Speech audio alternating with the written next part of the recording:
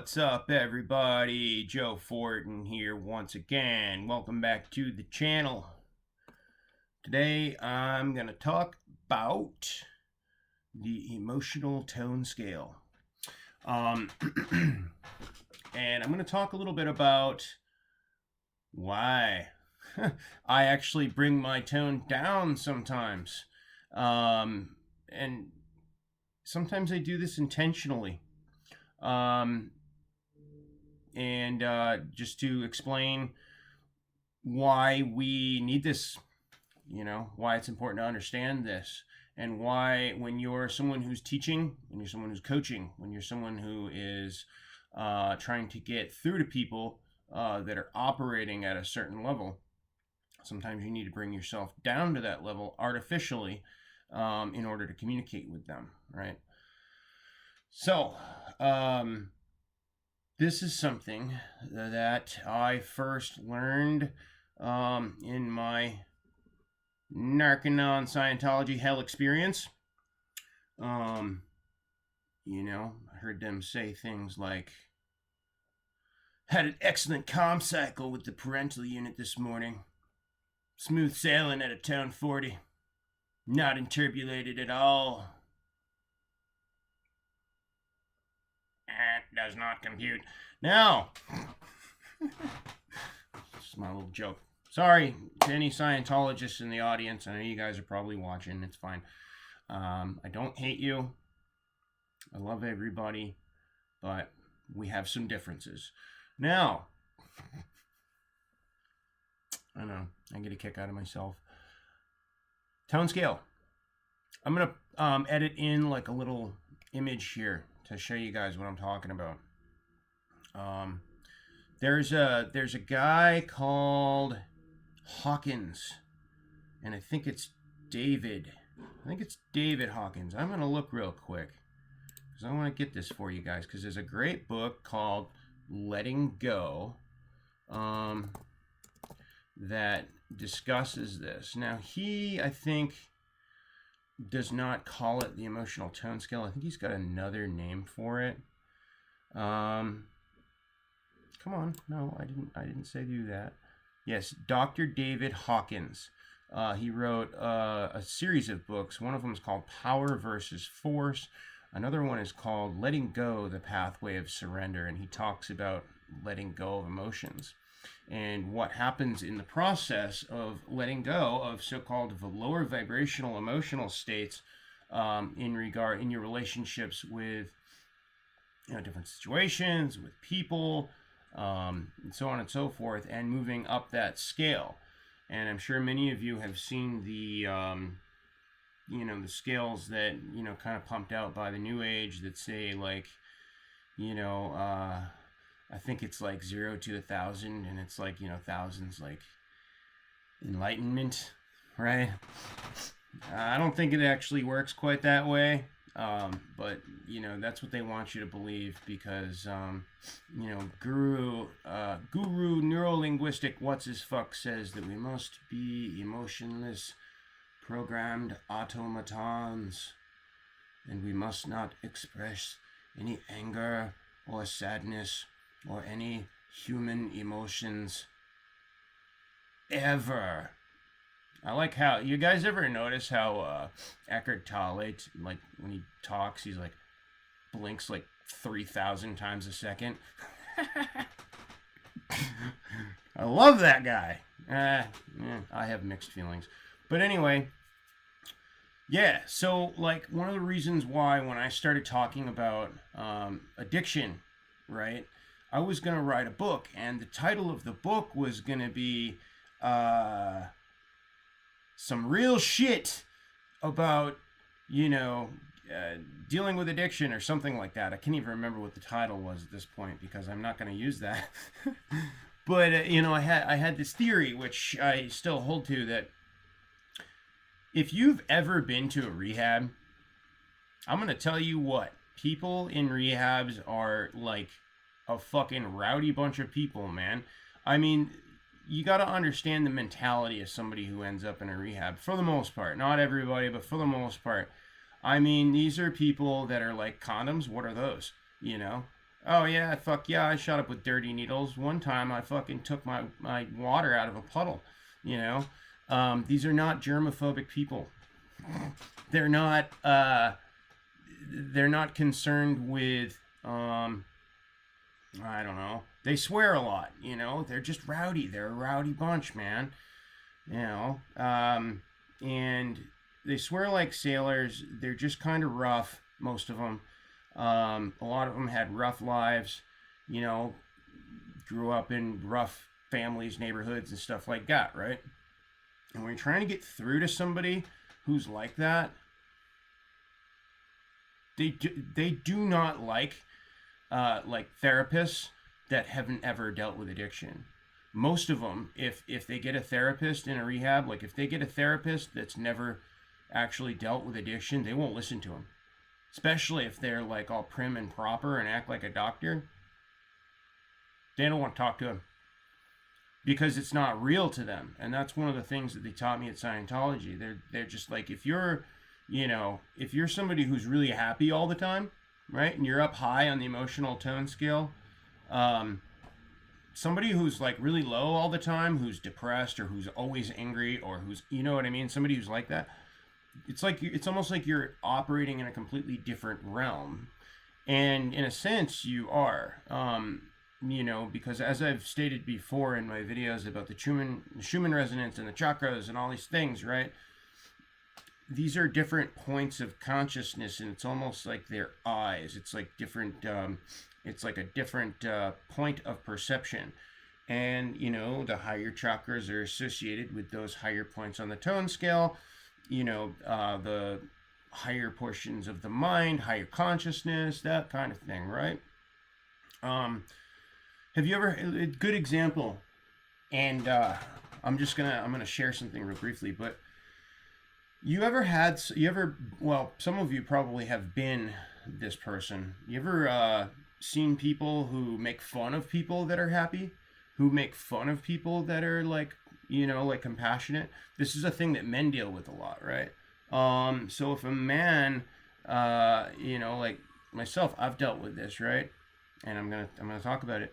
If a guy expresses his love and his true feelings for a woman, first of all, if he does that too soon, a lot of times she's gonna fucking run and reject him, um, because it's viewed as weak, and you know, women are not attracted to men who appear to be weak or effeminate, and that's just the truth. It doesn't matter if you like it or not. And a lot of women don't even realize that they themselves are like this. They will tell you that, you know, oh, I want a soft, sensitive, kind, compassionate man, and then they will go fuck the biker. Okay, I've watched it over and over again. It's there's no logic to it. Okay, it doesn't make any sense, but it is the way it is. You want to understand this? Read The Rational Male by Rollo Tomasi. Give you a pretty good idea of how all this functions. People that are operating at a low point in the tone scale will scoff at people that are actually happy, because they just think they're fake. They really don't even believe you, because it's so far outside of their experience.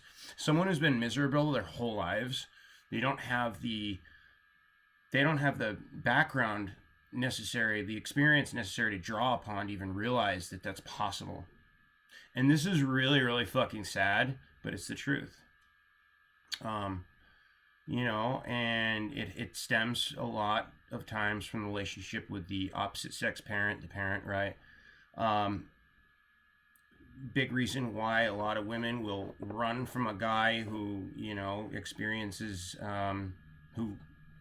expresses their feelings in this regard, is because of the toxic relationship they had with their father. Makes them uncomfortable, you know. People are attracted to and, you know, want to be around what they're comfortable with, and a lot of people are comfortable with toxicity, you know. When I met the person I consider to be my twin flame, right, you know, she would, you know, she hung around these guys that were just fucking immature little fucking toxic assholes, I'm just going to call it a spade a spade. And they all made fun of me because, you know, I had true feelings for her and I was stupid enough to express that. And, yeah, one of the things I talked about, I wrote her a letter, and first thing she did was run around and show it to everybody. It's like, yeah, thanks a lot. But anyway, so in terms of like teachers, right? You've all had teachers in school. You ever had a teacher that just really sucked at teaching, who like couldn't explain anything to you in a way that you could understand, and like they couldn't see how you weren't understanding it, and you know, they blame you for it, but it's really not your fault.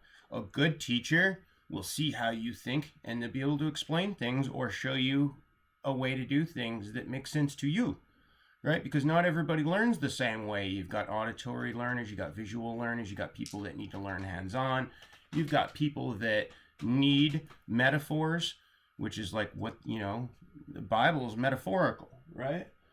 So, you know, the other thing too is you're going to need teachers that are at your tone scale level. You know, that's why I don't get into all the fluffy frou-frou stuff, and why I kind of make fun of those people that are, oh, it's all love and light. Because frankly, that hasn't been my experience. My experience has been like fucking blood, gut, tears, sweat, and darkness, man. You know, I have walked through hell in my life, you know, and I do have this like ideal of being in like this, you know, very blissful romance, but it's never been my experience. You know, is it possible? Yeah, I think so, and that's what I'm kind of striving for, but like I'm not there. And the people that I'm trying to communicate with are people that have walked a similar path to me, right? And I'm trying to teach and describe things to people that had things taught to them in a similar way that I did, right? I had an uncle that was kind of like, you know, a shaman, and he could see things that other people couldn't, and he explained things to me in a very different way than most people are taught, right? And so the way that I teach is a reflection of how I was taught by my elders, right? And so that's not going to be for everybody.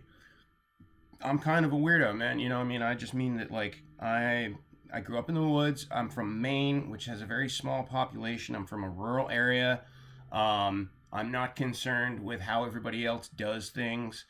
You know, and I'm not going to be everybody's cup of tea, and I'm not going to change myself to be everybody's cup of tea. There are people that need the type of teaching that I do, right? And you know, it probably isn't going to be a huge portion of the population, but I'm teaching the people that can hear me, right? So I wanted to explain that because, you know, because I teach, you know, occult science, and I teach a lot about spirituality, people make this assumption that I'm supposed to be a certain way, like I'm supposed to be all love and light, and I'm supposed to be this, you know, always at peace hippie, you know, and I'm not allowed to have any emotions or ever get angry or ever express anything, you know what I mean? And like, I just feel like that's complete nonsense. It's hogwash, it's malarkey, it's ballyhoo, it's tomfoolery, and I have no time for it. You know, it's not fucking authentic, man. And I have no interest in being a fucking robot or a cyborg or any kind of automaton or any kind of like programmed human being who, you know, goes to a matrix slave job every day just so that I can go home and watch football and drink beer and fucking get up the next day and do it all over again until I fucking die. Is that what you want to do? Be my guest. Just don't force me into it, which is what a lot of people are doing right now, which is why I'm pissed off, which is why I'm doing what I'm doing. So I ain't taking it. My energy's a little bit crazy right now, but I'm just having a little fun. Yeah, so like, think of it like a tree. I've explained this before. I don't have a tree right here, but picture a tree. So, let's say that you've got teachers that are like at a very high level, right? And they're like, if you flipped the tree upside down, but if you flip the tree upside down, because the the nutrients and stuff go from the bottom of the tree up to the top, right? They're like the trunk, right? There's a lot of high vibrational energy and information flowing through those people, right? But you've got way too many people out there for one guy to be able to get through and teach them all, right? So he teaches the next person down the line, and then that person teaches the next person, right? So you get these branches, right? And you get somebody like me who's out on a branch, and I'm at one little nodal point, and I'm teaching the people that come behind me. And then there's more little twigs, and branches and stuff, if that makes sense. And this is how I explain stuff, I use trees and sticks and stones. No, but it's like a river. It's the information is flowing. You got to have people at the lower points, the lower nodes, to teach the people following them. It's like becomes a well-worn path. I hope this made sense. I'm a little, my energy's a little erratic at the moment, but I don't know. I'm just having fun. I hope you guys are having fun. I hope this has been educational. It's okay to get angry. It's okay to have a bad day. Oh, to the person who, I did make an angry video at the other day, which was totally uncalled for on my part, by the way. I do apologize. I made an apology to this person via email. We are all good. This is actually somebody I talked to before. They just had emailed me from another email address. But, yeah, we worked that out. They apologized to me. I apologized to them, and we're all good. I had a momentary lapse in judgment. I forgive myself. I hope you guys forgive me. And, yeah, I'm just going to keep moving forward. So, thanks for watching. Hope you guys enjoyed this. I need to start reading the comments again, I guess. I don't want to deal with negative energy. It's too much, man.